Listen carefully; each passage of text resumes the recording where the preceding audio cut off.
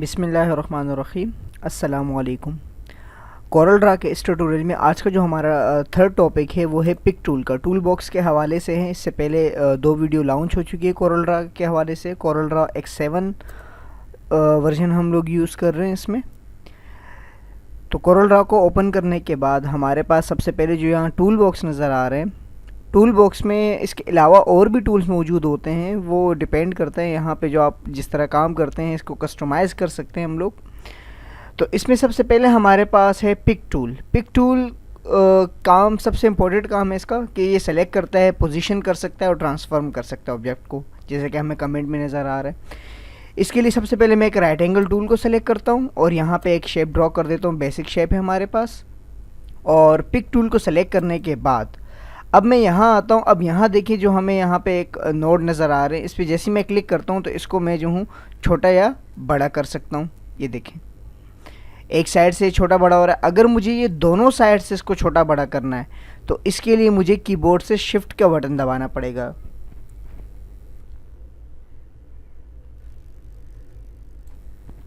Keyboard से अगर मैं शिफ्ट का बटन प्रेस करूँगा तो ये दोनों साइड से मूव होगा, और विदाउट शिफ्ट के अगर मैं इसको प्रेस करूँगा तो ये एक तरफ से जो है इसे छोटा या बड़ा करेगा। और इसके अलावा अगर मैंने इसको इसके सेंटर में आके मैं क्लिक करता हूँ, यहाँ पे सेंटर पॉइंट पे मैंने क्लिक किया।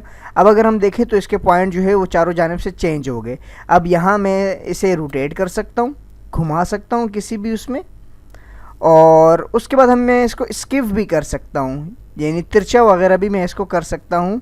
यहाँ से बीच से इसको मैं क्लिक करता हूँ तो यहाँ से ये तिरछा भी हो सकता है, और वर्टिकली भी मैं इसको जो है चेंज कर सकता हूँ। ये देखें। और पिक टूल का एक और काम है कि हम इसको रिपोजिशन भी कर सकते हैं। दोबारा आके सेंटर पे मैं क्लिक करता हूँ और यहाँ से मैं इसे पकड़ के ड्रैग कर देता हूँ, तो मैं अपनी ग्राफिक्स में कहीं पे भी इसको लेके जा सकता हूँ।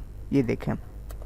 और पिक टूल के हवाले से एक और चीज़ है कि अगर मैं बिलफर्स कोई टूल यूज़ कर रहा हूँ, जैसे जूम टूल है, जूम टूल पे मैं काम कर रहा हूँ और अचानक मुझे पिक टूल की ज़रूरत पड़ जाती है, तो मुझे स्पेस बार में जैसे ही दबाऊंगा मेरे पास ऑटोमेटिकली जो है पिक टूल आ जाएगा।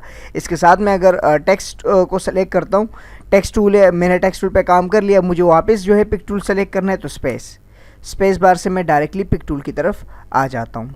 तो ये था पिक टूल का काम कि पिक टूल को हम कैसे यूज़ कर सकते हैं। बिल्कुल बेसिक एक हमारे पास टूल है पिक टूल का कि पिक टूल को हम कैसे यूज़ कर सकते हैं। इसके मुतालिक अगर आपको किसी किस्म की कोई प्रॉब्लम हो तो आप मेरी वेबसाइट mohammadniaz.net वेबसाइट में विज़िट करके मुझे कमेंट कर सकते हैं, या मेरा फेसबुक का पेज आप ज्वाइन कर सकते हैं मिस्टर मोहम्मद नियाज़ के नाम से। वेबसाइट पे यहाँ पे उसकी लिंक्स मौजूद है, फेसबुक, ट्विटर, यूट्यूब की, तो आप यहाँ पे भी मुझसे कॉन्टैक्ट कर सकते हैं। मिलते हैं नेक्स्ट ट्यूटोरियल में।